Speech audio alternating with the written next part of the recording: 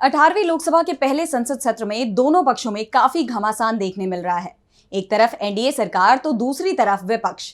लोकसभा से लेकर राज्यसभा तक विपक्ष की आवाज गूंजती हुई सुनाई दे रही है, जिसे पीएम मोदी की अगुवाई में एनडीए सरकार पहले से ही परेशान नजर आ रही है।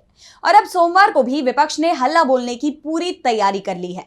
कई अहम मुद्दों पर सरकार को घेरने की तैयारी में है विपक्ष। तो किन मुद्दों पर हो सकती है संसद में बहस, देखिए ये रिपोर्ट। इस बार के लोकसभा चुनाव में जनता ने विपक्ष को जबरदस्त ताकत दी तो बीजेपी से बहुमत छीन लिया है।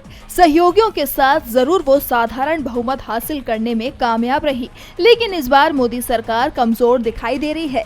इस बीच 24 जून से 18वीं लोकसभा का पहला संसद सत्र शुरू हो चुका है, लेकिन अब तक किसी भी अहम मुद्दे पर चर्चा नहीं हो पाई है और एक बार फिर विपक्ष ने सरकार को घेरने के लिए अपनी कमर को कस लिया है। 1 जुलाई को संसद में एनडीए सरकार और विपक्ष के बीच बहस और तीखी नोकझोंक देखने को मिल सकती है।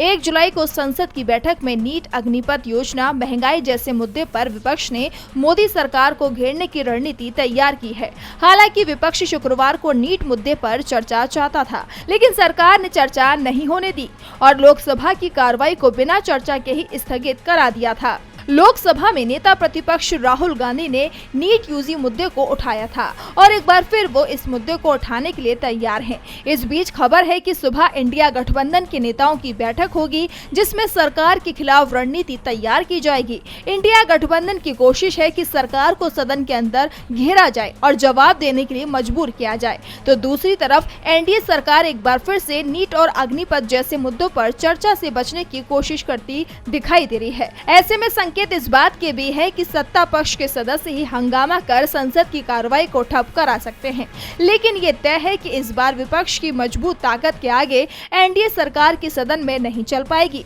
सदन के साथ ही सड़क पर भी अब इस मामले की गूंज सुनाई दे रही है। डीबी लाइव की रिपोर्ट।